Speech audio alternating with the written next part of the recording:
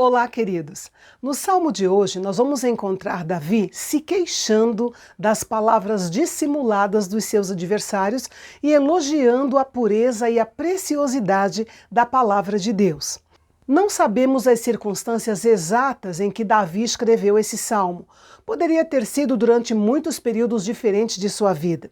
O que vemos aqui é Davi pedindo socorro, salvação, livramento ao Senhor, pois ele percebia que o número de fiéis estava cada vez menor. Isso era preocupante, pois Deus tinha um propósito com o povo de Israel e Davi sabia disso. E não foi só ele quem mostrou essa preocupação. Depois dele, vemos Elias, que pensou que era o único profeta sobrevivente à chacina de Jezabel. Os profetas Isaías e Miqueias também expressaram sua preocupação com a falta de líderes tementes a Deus. E, infelizmente, tem sido assim ao longo de toda a história. O apóstolo Paulo, ao escrever a Timóteo, menciona pessoas que estavam abandonando a fé e abraçando o mundanismo.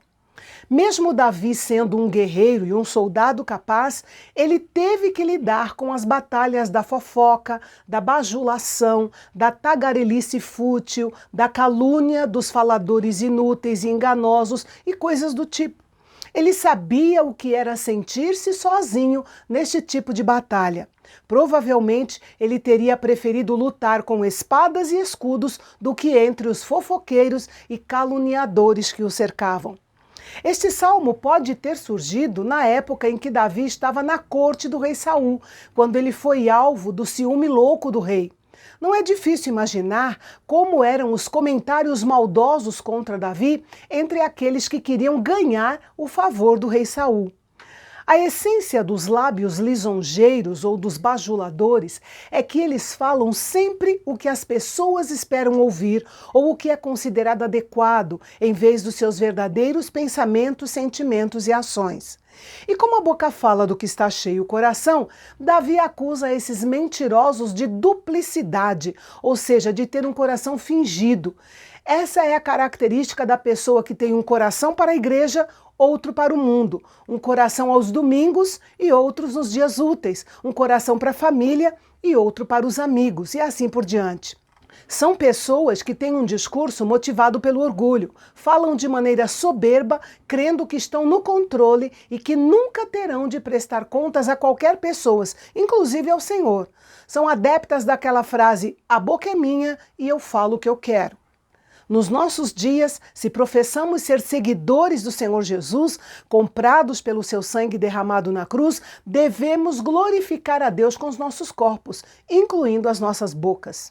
O que vemos no versículo 5 é que, depois que esses faladores destrutivos falaram o que quiseram, de uma forma maravilhosa, o Senhor anunciou que agiria em favor dos pobres e necessitados, vitimados por esses oradores orgulhosos e imparáveis. Agora, pense em Deus se levantando do seu trono para agir. Quando ele surge, sua presença abala a terra e nada pode impedir o seu agir. No Salmo 18, Davi dá detalhes sobre como isso acontece. E é o pobre, o doente, o necessitado, o triste filho de Deus quem pode fazer Deus entrar neste maravilhoso estado de atividade para colocar a salvo aqueles que anseiam por isso. E Davi era um dos pobres e necessitados que ansiava por essa ação de Deus.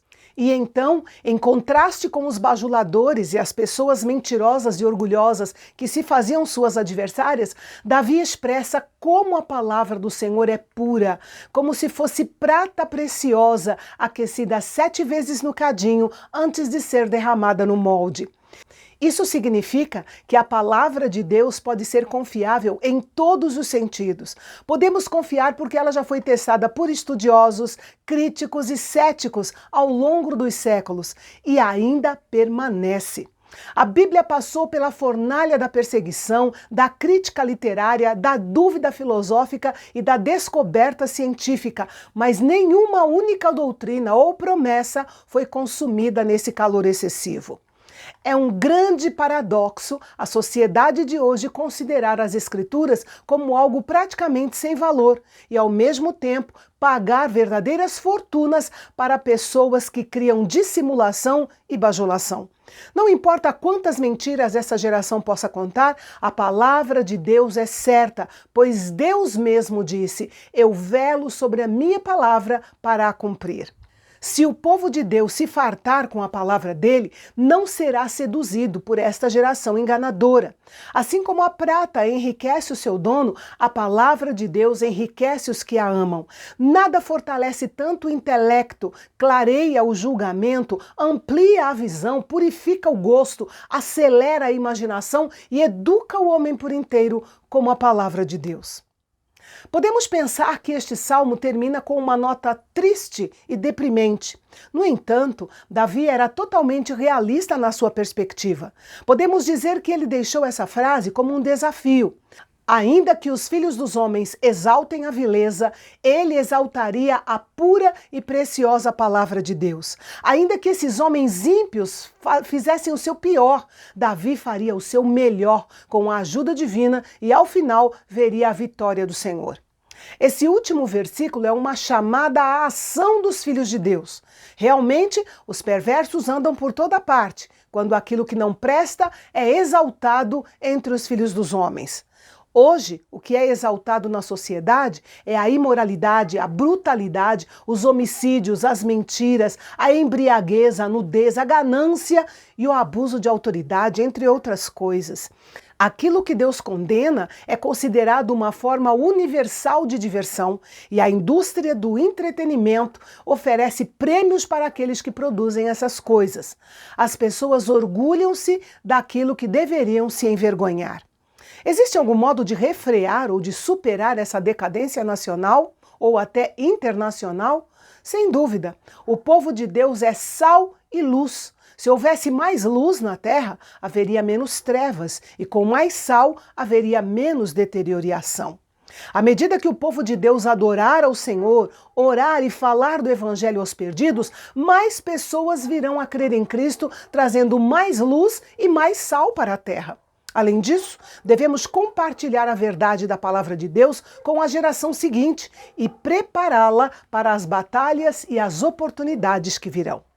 Davi era um homem capaz de transformar seus sofrimentos em cânticos e deixou vários deles escritos para nos encorajar em nossas tribulações. No próximo salmo que iremos refletir juntos, vamos ver Davi tratando dos seus sentimentos, seus adversários e sua fé. Não perca, é amanhã, aqui no Canal Bendito. Até lá!